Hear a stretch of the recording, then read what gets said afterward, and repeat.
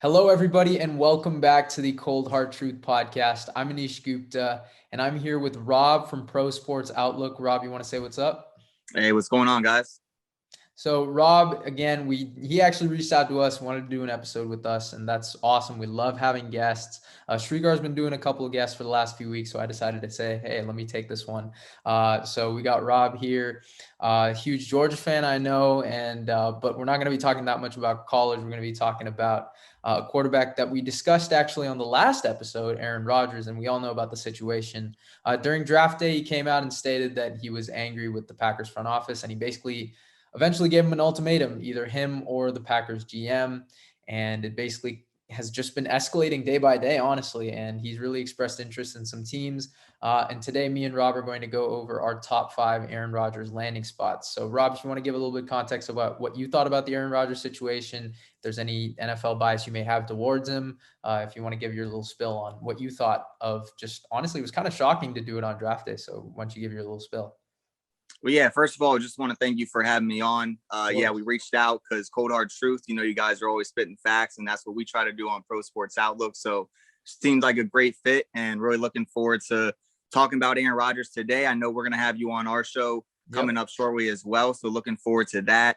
And when it comes to Rodgers, I mean, we're talking about the reigning MVP. We're talking about one of, if not the most talented quarterbacks the league has ever seen. The guy can do pretty much anything you want a quarterback can do on the field. So just from that standpoint, you got to remember all the leverage that he's going to have just because of his abilities on the field. Yep. And then when you think about the situation that they've put him in with drafting Jordan Love, and people are trying to compare it to the Brett Favre situation of this is just what the Packers do. They're going to get their guy. They're going to groom him. They're going to make sure that he's in a position to succeed when that guy is ready to move on. But it's really completely different. Like Brett Favre was flirting with retirement, kind of put the Packers in a very difficult position Yep. every offseason where, he wasn't going to come back. He was going to come back. He wasn't going to come back. So they had to find a replacement. They had to find someone who was going to be able to step in and be the next guy. And it wasn't like they went out and traded up like they did for Jordan Love. Yeah, he fell Aaron into their Rodgers lap. was He literally right. fell Aaron into their Rodgers lap. was the number one player on almost everyone's big board. He fell to them all the way down to like 20 something. So it was like a no brainer for them. Hey, we got to get this talented guy to Cal. Whereas this Jordan Love situation, they traded up when Rodgers is telling everyone, hey, I want to play for 5 more years. I'm still Yep. playing at a high level. Of course, he had some injuries, but like it's still Aaron Rodgers at the end of the day. And he showed this year what he can do when he's healthy. So that's kind of just my thoughts about the situation overall. And then looking forward to kind of talking about where he could go, because as we were talking about off air, it seems like this is really the first real time where Yep. he's legitimately considering moving on from Green Bay. It isn't just, oh, Jordan Love's here. Oh, I wish we drafted a receiver. It's like, no, it's gone beyond where it can go. We need to move on, basically. 100%. Yeah, we literally talked about this, I think, last night. I was just like, this is really the first time I was like, oh crap, like this actually might happen.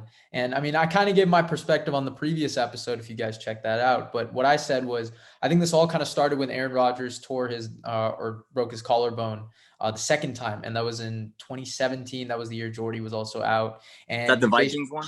yeah, that was against when Anthony Barr did it. And what happened Right. was like Rodgers wanted more guaranteed money. They never gave it to him. And then people forget the whole context. It's not really about the personnel. That's what I was trying to tell my co-host. I didn't even tell Rob about this, but what I was trying to say, I wanted to save it for the episode, but like, in 2019, when they hired LaFleur, they basically told the front office told Aaron Rodgers to not be the problem. I mean, so that's basically saying you were the problem. Don't be it anymore. I think that was pretty disrespectful. So I'm a little bit on Aaron Rodgers' side here. I don't think he hasn't clearly ever said that it was all about the personnel ever in any statement he's made this past week. I have never heard him ever say that, oh, the personnel has not been enough. It's always just been the problem with the front office.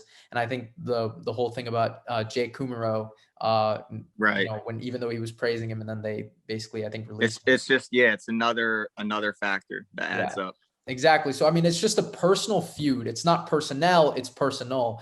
So I think that's kind of what has been going down. And I think, with the reigning MVP and the Packers really just essentially haven't treated him right. Like, Tom Brady has always had a say in everything with New England, even when he had a power struggle with Bill Belichick and the Patriots. I remember he had an ultimatum between him and Jimmy G. The ownership sided with Brady. Russell Wilson is finally getting some power with the Seahawks as well. They're finally going out and getting offensive lineman. They got Gabe Jackson.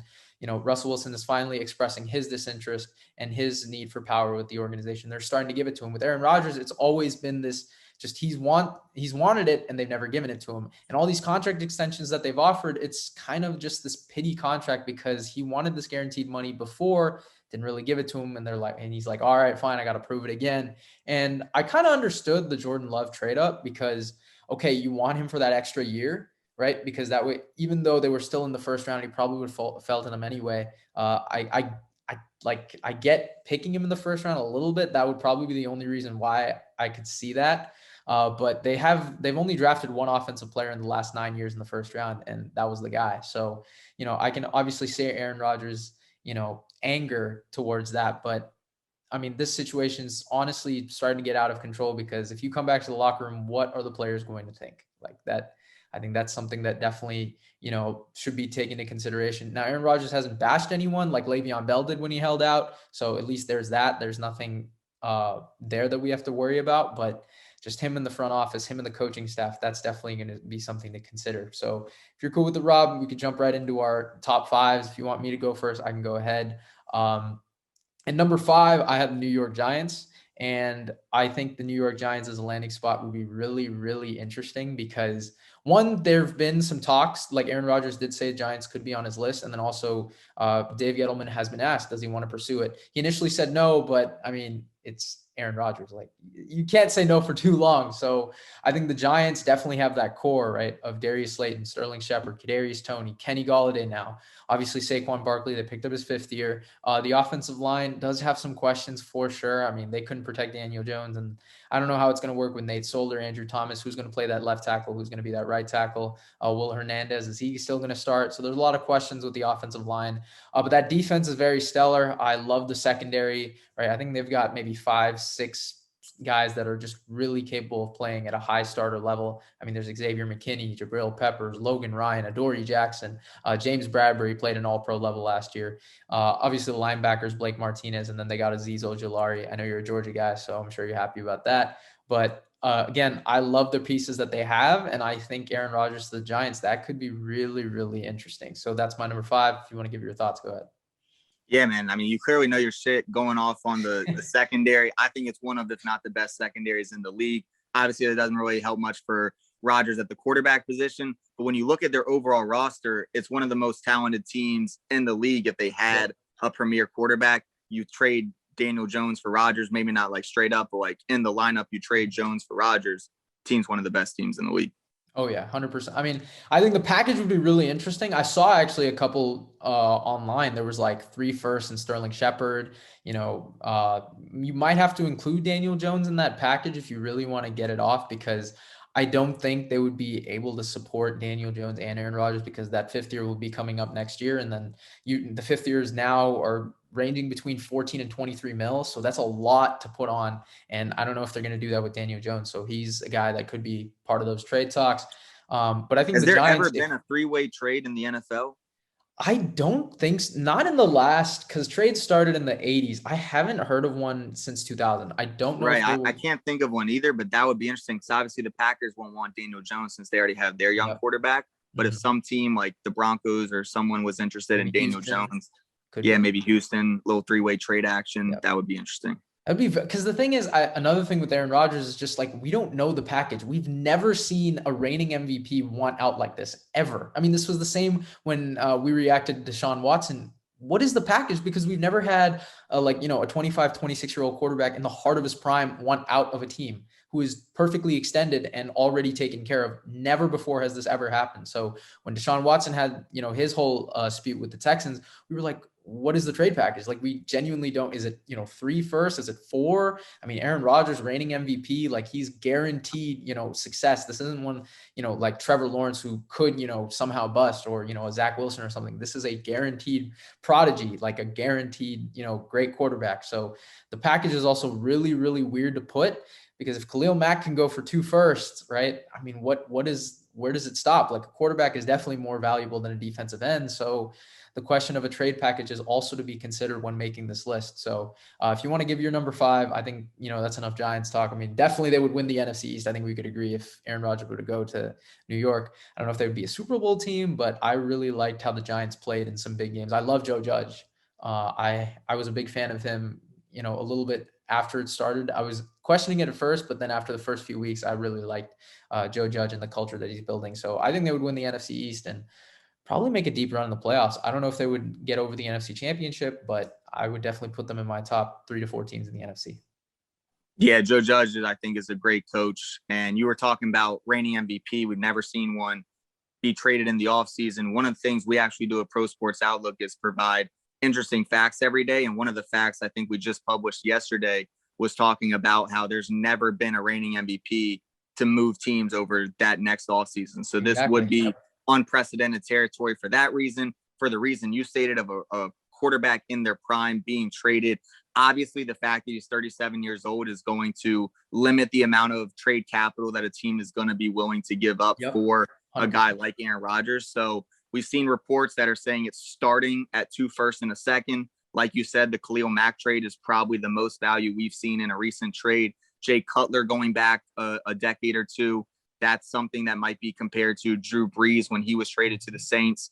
But getting into my number 5 is where a lot of people have Rodgers' premier destination or number 2 destination, and that's in Las Vegas with the Raiders, with John Gruden. The only reason I have it at number 5 and not higher up is because it seems like one of the things Rodgers wants is more control of the offense, to be able to call his own plays, do his own thing, call the shots. And it doesn't seem like that's going to happen with John Gruden running the show in Vegas. So he's going to have a great mind or offensive mind in John Gruden, but there might be somewhat of a power struggle as far as calling the offensive plays, making those checks at the line of scrimmage, and executing the offense on a down-to-down snap kind of thing. So not sure how that dynamic would work, but just overall, Vegas makes a lot of sense considering that Derek Carr is kind of on that tweener, on that border of like, is he going to be a franchise quarterback? Is he not? It seems like every year it goes back and forth. And Vegas is obviously not in the NFC, so it would be a great destination for Rodgers. Yeah, I mean, obviously the Raiders, I don't want to spoil my list a little bit, but it's definitely there. So I don't want to go too deep into it, but I would say, to react to what you said, at least, I completely agree. I think, there would be some sort of power struggle on how Rodgers would be able to call his shots. I think, for people I think people overrate a little bit of the control that LaFleur had. Like Rodgers definitely was able to use his cadences pre-snap. He was definitely able to change a lot of plays. I saw it a lot when I was watching Packers games. I think with the Raiders, it would be a little bit of the same, but I think you're right. Gruden would definitely call the plays, and I think he would have less of that power than you may think. And also Vegas as a fit, obviously that defense is, I would say it's worse than the Packers, and their offensive line is rebuilding. Like they literally just tore it apart in one offseason. Yeah, the O-line's completely new. I am so against that. I'm so against either tearing it apart in 1 year or rebuilding it in 1 year, because it just doesn't work. Like you need time. You can't put 4 new starters on an offensive line and expect it to click right away. It won't work. The Jets tried it last year. I told my co-host that it wouldn't work. It didn't. So I think it's really hard to do. I guess we'll see how the Chiefs do then, because they're doing the same. That's why I'm a little bit skeptical on how, but they do have the best quarterback in the NFL, so it makes up for it a little bit. But it does help a little bit when he's running out of the pocket. Exactly. But I think the Raiders would be a very interesting fit. I don't want to go too much into it. So if you're cool with it, we can move on to number 4. Yeah, get on to number 4, man. Yep. So for number 4, this one is another AFC team. I got the Miami Dolphins, and this one I feel like people would have a little bit higher on their list. I put it at 4 just because I think they want to see what Tua can do. And I think that's like the main reason why it's not higher. And I think, them taking Jalen Waddle at 6 really cemented the fact that, okay, we want to surround Tua with as many weapons as possible. And I think, with the Dolphins, one, the future is very, very bright. Like I love Brian Flores, and that also defensive-minded coaches always give quarterbacks more power. It's just always how it's been.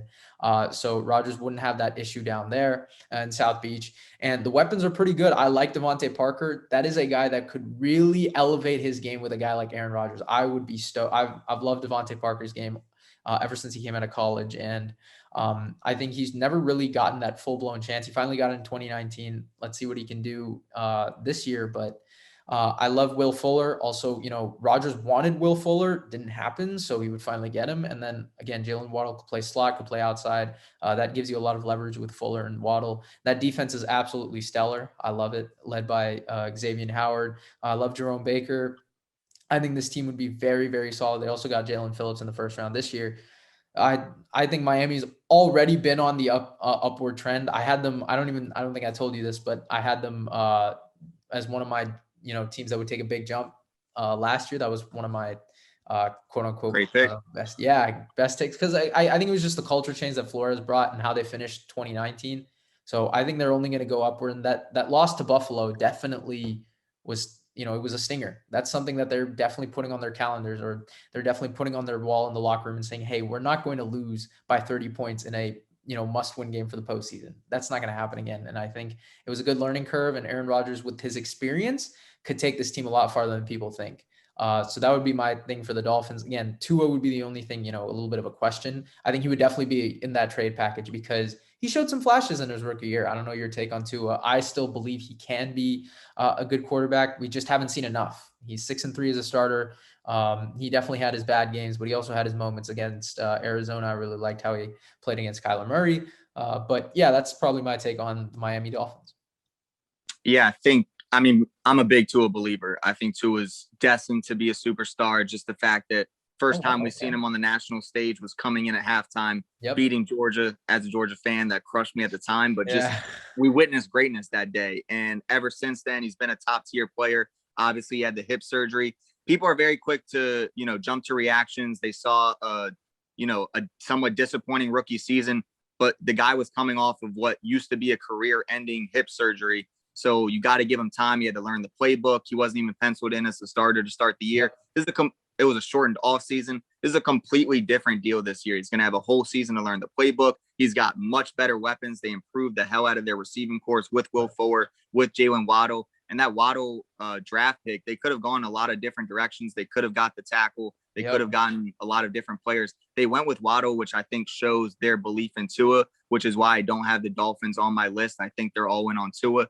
But if they do get Rodgers, that team would be filthy with the Flores-Rodgers combo. Would you put him over Casey if they got Aaron Rodgers? I wouldn't, because of the lack of continuity, the questions on the offensive line. I agree. And just the time it would take to become a contender. But if you give them a year or two and they add some more pieces specifically on that O-line, could definitely see them up there being in that AFC Championship picture.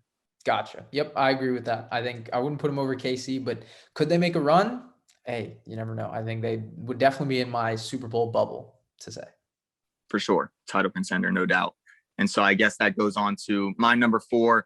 And this was a team that was looking for a quarterback all off season, and that's in Carolina. Apparently they found one in Sam Darnold, but we really don't know what Sam Darnold is going to do. And it just wouldn't surprise anyone if the Panthers drafted a quarterback at number 8. And it shouldn't surprise anyone if they go and get a proven commodity like we talked about in Aaron Rodgers. This is a team that had that 1 year with Matt Rule, with a whole new front office. They were kind of rebuilding, so to speak, but they impressed. They were almost in every single game they played. It wasn't like they were getting blown out. And they finished with a decent record with considering the talent that they had. And they've made a lot of offseason pickups. They get McCaffrey back. They added Reddick. They added Perryman. They added AJ Boye and all these guys. So you add in Aaron Rodgers with Matt Rule, it'll be an interesting dynamic.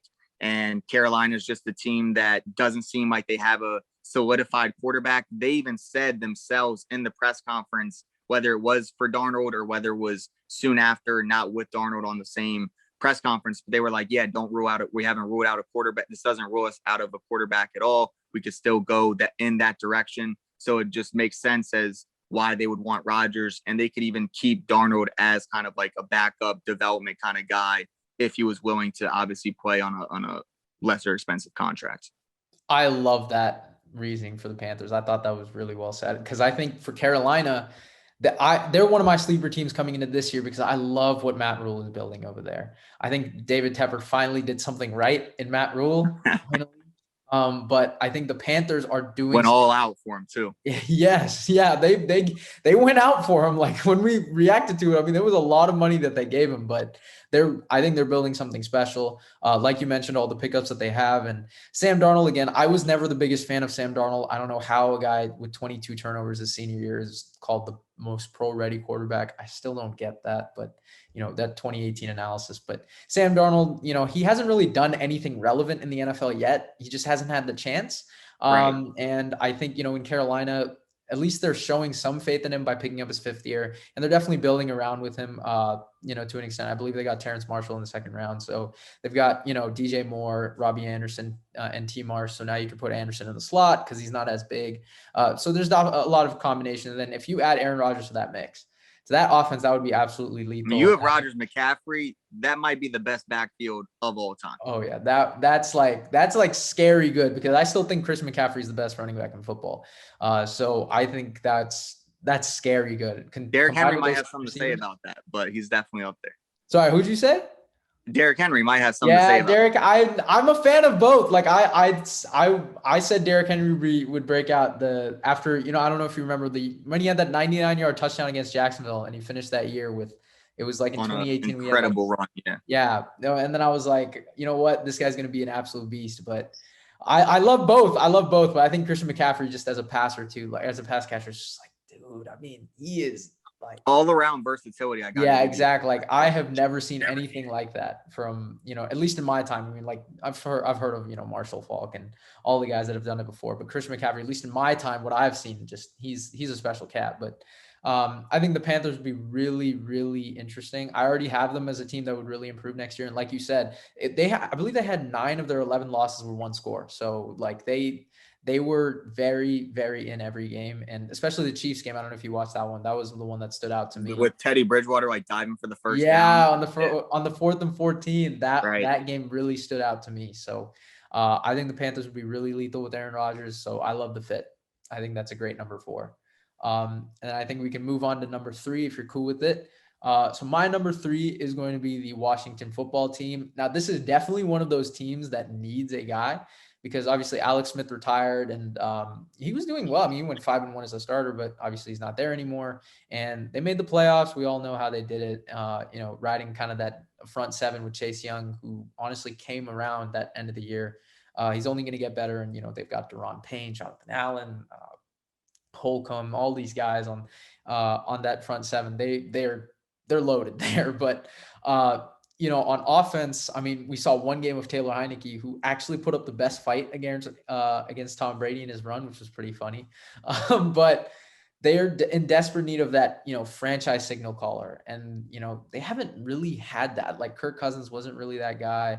RG3 could have been, wasn't.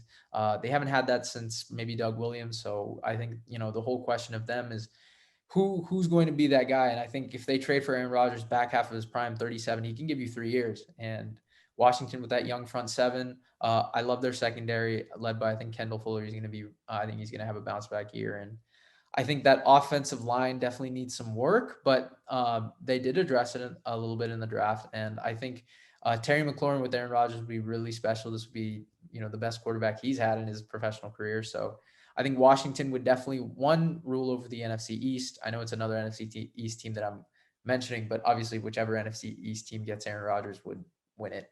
And I love Ron Rivera, again, defensive-minded head coach, so Rodgers would have the power, and I think it's, a great culture that he would be going into.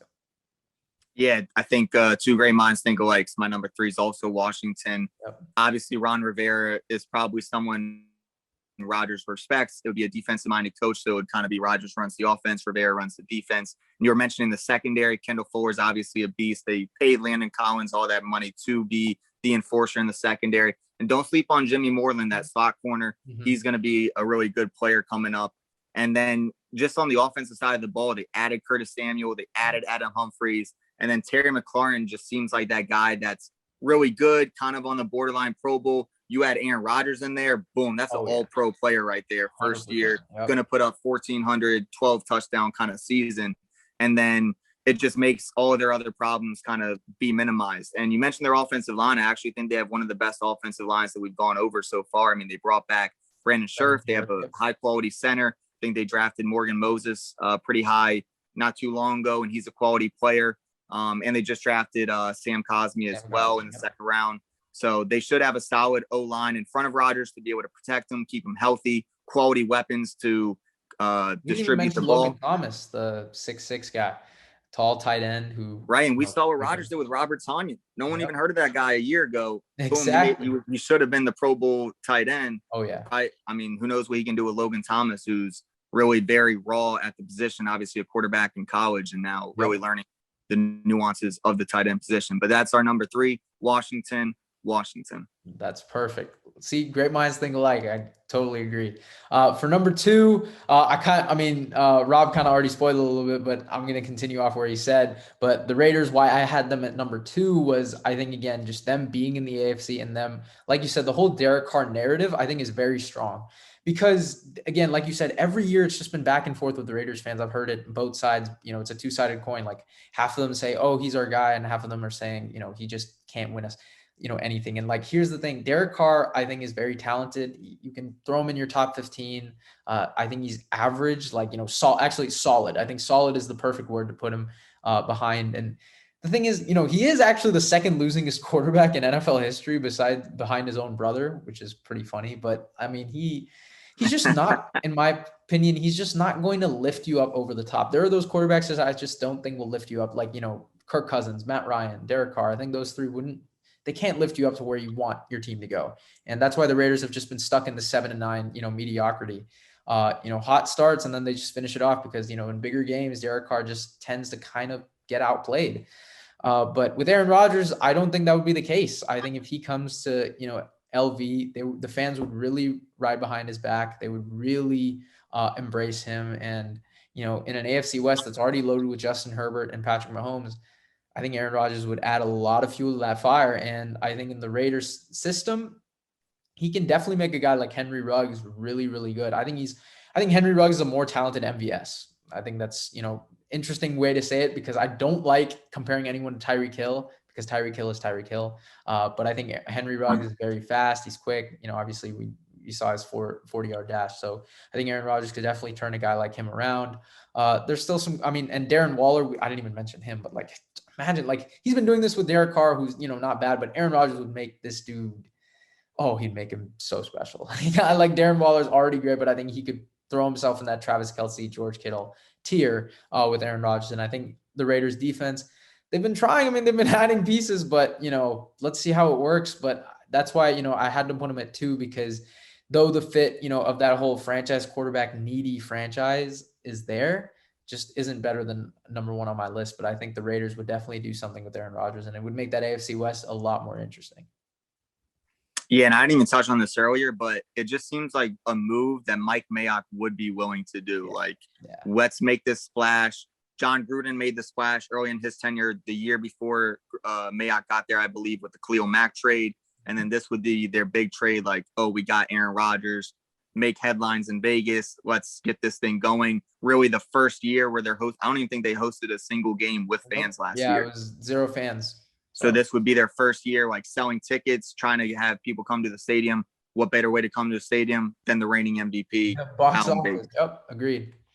But sticking in the AFC West, I'm going with my number 2. And that's the team everyone's saying is number 1. And it makes sense why they're saying it, because when you look at the Denver Broncos draft, you would have thought they would have taken Justin Fields. You would have thought they would have taken Mac Jones, some quarterback with their pick, because Drew Lock doesn't seem to be the answer. The fact that they passed on that opportunity just makes it seem like, okay, maybe they've had conversations in the background, we are going to get Aaron Rodgers. And then when you look at the roster, the defense is absolutely loaded. They have one of the best secondaries alongside the Giants. They have 2 stud safeties in Justin Simmons and Kareem Jackson. Bryce Callahan might be the best slot corner in the NFL. Yep. They added Kyle Fuller. They added Ronald Darby. So that's a stout. That's what I'm saying. And Surtain with that first round pick. So, the secondary is loaded. They have one of, if not the best linebacker duo in AJ Johnson and Josie Jewell. They got Von Miller coming back off injury with Bradley Chubb. So, the defense is ferocious. It's going to be a problem no matter who's at quarterback. But when you exchange Drew Lock and replace him with Aaron Rodgers, what that can do for the offense and what that can do for the overall team, it would just be a very special almost impossible to defend type of team, because you have a team that's going to create turnovers on the defensive side, put Rodgers in that offense in a position to score much more easily. And then you have to deal with Rodgers, one of the best route runners in the NFL already, and Jerry Jeudy. Cortland Sutton obviously coming back off the injury, but then you have KJ Hamler, who is just a mismatch walking on the field. And then Noah Fant obviously could potentially be an elite tight end as well. And I think the biggest thing with them is just the fact that I guess as a football fan, that when you have Aaron Rodgers in that division with Patrick Mahomes, with Justin Herbert, that's 4 games that are just going to be must-watch television with quarterbacks going at it. You want high-scoring affairs, and it just seems like you had the Peyton Manning model already set the example of a quarterback who's established himself as an MVP, goes to Denver. John Elway obviously, forced his way to Denver early on in his career. And so it's definitely a place where, those Hall of Fame quarterbacks have been able to flourish and win Super Bowls. Literally took most of the words right out of my mouth, because my number one team, to maybe smoothly transition over, is kind of mainstream. It is the Denver Broncos. Aaron Rodgers just recently came out and said Denver is his preferred destination. And I'm sure George Patton, their GM, has made some calls. But you took most of the words out of my mouth. I mean, Denver's honestly the most perfect fit, in my opinion, out of all the teams. I know you got a different one in mind, but like you said, I mean, Cortland Sutton coming out of the ACL, he was, honestly, he had a top 10 season in 2019. And I think you're right. Drew Lock, same thing. He's just not going to elevate a team, even with his ceiling. I was a Drew Lock believer, even in his rookie year when he went 4-1 in those 5 games. But just, sophomore year, I just didn't see much. He didn't obviously have some weapons, but Aaron Rodgers will get a boatload of that. Like you said, Jerry Jeudy, KJ Hamler, Tim Patrick, a tall guy that didn't drop the ball at all last year. So that's another guy that I really like too. Noah Fant, like you said, first round talent. That offensive line, there would be some questions though. Juwan James obviously just tore his Achilles. That was the one guy that I was, expecting to come back, after opting out, but now a little bit of questions with that right tackle spot. But Garrett Bowles, I think, is a guy that you can rely on at left tackle. Like you said, their defense on all 3 phases is absolutely loaded. That secondary, you've got so many pieces. And I think in Denver, just like you said, right, the Peyton Manning model, I was going to bring that up because, Peyton Manning had a similar type of thing. It wasn't that he was like heartbroken by the Colts, but obviously the Colts, said, hey, we're kind of done with you after the neck. We're going to go with Andrew Luck, and then, kind of push Manning to the curb. And he said, all right, I'm going to leave, chooses Denver, and wins the Super Bowl there. So, this is a team that, isn't shy and that far off of a Super Bowl win. And they've still got some players from that Super Bowl 50 team. And Vic Fangio will always put out a top 10 defense. That's what I've heard, throughout the NFL community that I've, interacted with. And I agree, like Vic Fangio is always going to throw out a top 10 defense. So you've always kind of got that riding with you if you're a Denver quarterback. Now it's just obviously the offense to put the pieces together. And, the running back situation, I believe they got Javonte Williams. They traded up for him. Lindsey is gone, but I think Gordon and Williams would be really, really interesting. I think Denver is just, hands down, in my opinion, just the best fit. And I think, even Aaron Rodgers sees it because he's expressed interest in them. And I think the package would also be very easy for Denver to do. I think, 3 firsts and maybe throw in a couple, one of those receivers that we mentioned, maybe a defensive piece. It would be so easy to kind of get rid of now. And, all those secondary guys, I would kind of be willing to part with, one of those corners if I can get Aaron Rodgers. So I think the package also is very favorable for Denver. And just like you said, those 4 games would be very, very interesting for all 3 of those teams because everyone's having the Chargers as kind of that up and coming team. Everyone has that Justin Herbert as an MVP sleeper. Patrick Mahomes, now he's got to face Herbert twice, and both games went down. The one game he played against Herbert went down to the wire. And then obviously Denver always plays Kansas City kind of tough. But with Aaron Rodgers, it's going to be, 2 games that we're all going to want to see.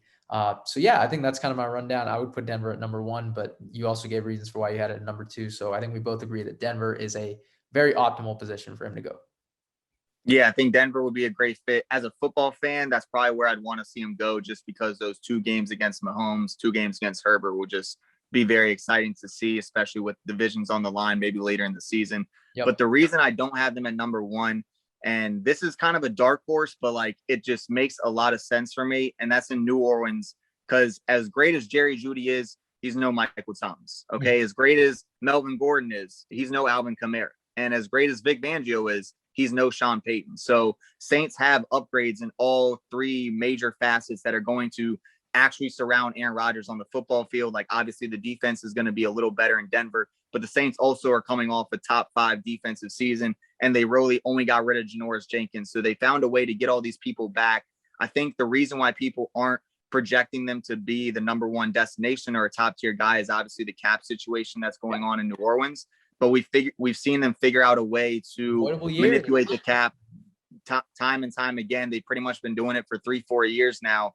And it just seems like a move of like a Sean Payton genius move of like, oh, we had Drew Brees, the leading greatest passer of all time in passing yards, but let's just add Aaron Rodgers the year he retires, like, and have absolutely no drop off and actually an upgrade at the position. So, I mean, if you look at it, Saints might have the most elite players if we're talking about like Pro Bowl caliber players in the league, just from in pretty much all facets: running back, receiver, 3 offensive linemen, Cam Jordan, Demario Davis, Marcus Williams, you know, all the guys on the defensive side of the ball. And then when you just add Aaron Rodgers, an elite player, what they thought Drew Brees was going to be in this last year. I mean, it's kind of hard to say Drew Brees didn't hold them back in this past year. Obviously, you know, losing to the Bucs in that playoff game, Jared Cook, you know, is a big factor in that loss as well. He's not there anymore. Yep. But when you add Aaron Rodgers to that team, it just is going to make the Saints, I think it would be the one team on this list where I think if they added Aaron Rodgers, they would be the team to beat over Kansas City, over Tampa Bay. Interesting. It would be the Saints. That's a very interesting. That would really push me to say, okay, who is up there? But knowing me, I would still, my Tom Brady bias would probably put me to say the Bucs. But you're right. I mean, the Saints, in terms of skill position and just overall roster, they definitely have the best one on this list, I think, from top to bottom. And obviously, I know, you know, I believe that Jameis Winston could take this team to the playoffs. But you're right, he's not going to take them, you know, that far in the playoffs with you know, his struggles. We don't know how he is with that whole LASIK eye surgery. So, you know, we saw him throw that 1 touchdown pass. I think it was against the Bears. But other than that, we really didn't see him. And I think it's going to be very interesting to see what they do with, you know, Taysom Hill. You know, are they going to, you know, those voidable years, is he going to really be under contract all 4 years? Aaron Rodgers coming to New Orleans. Oh my gosh. Like that, the city would obviously, again, it would also embrace him. That would be a team that just, honestly, Aaron Rodgers would have the same weapons, if not better, in New Orleans. I think they would be better overall from top to bottom compared to Green Bay. And also another thing is they're playing in a dome. So weather-wise, like, it would be so much better, because if he can get a home playoff game stretch, I think, you know, weather would be a lot better for them too. And that would affect, you know, wouldn't affect his deep ball throwing, deep ball accuracy. Obviously, he's been able to throw in the cold, but like this would be something special to be able to throw for New Orleans. So that would be my number one, or that's your number one, but that would be, you know, in my top 5. I think that's a team that I didn't really think about, but like I could definitely consider. So yeah. And you just touched on 2 important things that I think the reader or the listener should definitely, you know, make sure they understand. The quarterback situation that's in New Orleans right now, Jameis Winston and Taysom Hill. It's 2 guys that are promising. You know, Sean Payton has had Taysom Hill for a while, but in reality, what's the most likely scenario is he's probably going to be a gadget player. It's his most valuable overall long-term outlook. It's unlikely that he's going to be a winning starting quarterback in this league for years that like he wants to be. I'm sure he'll have a chance to prove it, whether it be this year or on another team or whatever. But him, Jameis Winston, who literally set a record with 30 touchdowns and 30 interceptions, like, neither of those guys are guys to the point where the coaching staff, the front office, is going to say, oh, Aaron Rodgers is available. We shouldn't go after him because of these guys, because Aaron Rodgers it's Aaron fucking Rodgers. Like, let's bring in Aaron Rodgers and he's going to revolutionize our team, bring it to the top, be what pretty much a prime Drew Brees is, with the best surrounding supporting cast that would have been around Brees, and it would be around Rodgers. And then you touched on the Brady situation as well. We were talking about Rodgers versus Mahomes, which would be electric. Even more electric than that would be an NFC Championship rematch, but with Rodgers in New Orleans and Tampa Bay division rivalry. That's what I'm saying. Like, the Saints-Bucs games were, you know, 2 of the most enticing matchups. Obviously, it didn't play out on the field, especially in that second game where they got blown out. But from an entertainment standpoint like that, I remember that hype all week of the Sunday Night Football game. Was just, you know, Brees Brady. It would be the same thing, but even better, because Rodgers is still in his prime. It's not an over the hill, Drew Brees playing. And, I take my losses as much as I take my wins. I picked the Saints to win the Super Bowl last year. I was wrong. I did pick the only team to blow out the eventual Super Bowl champion. But if they do have Aaron Rodgers this year, I hate picking the same team twice, especially if they burn me. But like, it would just be hard to pick against the Saints if they do add Aaron Rodgers to the mix. I think, yeah, it would be so much different with Breeze and Rodgers. I think with Breeze, just the whole playoff loss, it was just so hard to overcome. And I think with, Aaron Rodgers would be definitely different. It would be a new team where he can finally kind of erase this whole NFC championship, saga that's been thrown out, the whole 1-4 thing. But the Right. Saints would be very, like you kind of hyped it up. I think, it's kind of grown on me a little bit too. It would be definitely interesting to see how they would manage the cap situation with 3 quarterbacks, right? Like, that are all Yeah, I kind of, think that's the biggest obstacle. yeah, I think, but aside from that, like you mentioned, I mean, all phases, it's just a great team. And, I mean, just could you imagine like a home playoff game in the Dome with Aaron Rodgers? That would be something special for the city of New Orleans.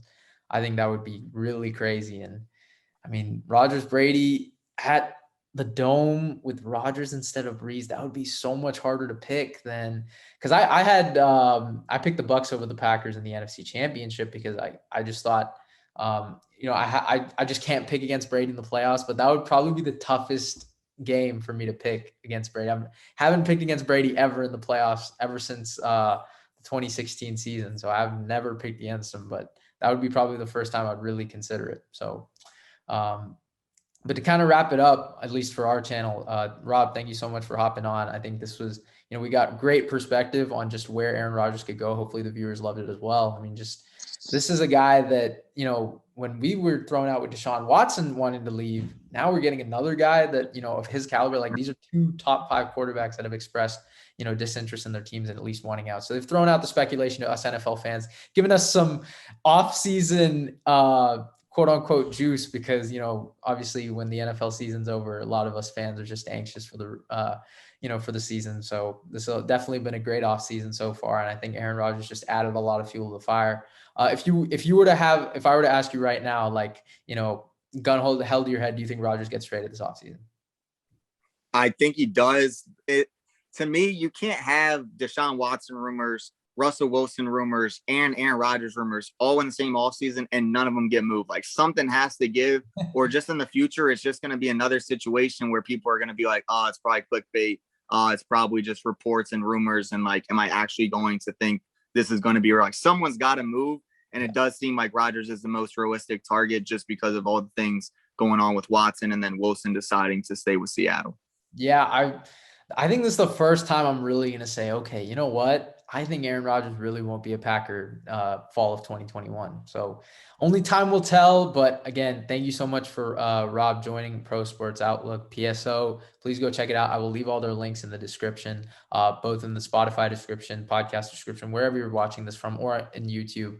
Their links will be all down below. But thank you guys so much for watching. I really appreciate you guys for tuning in. Thank you guys again. We will see you next time.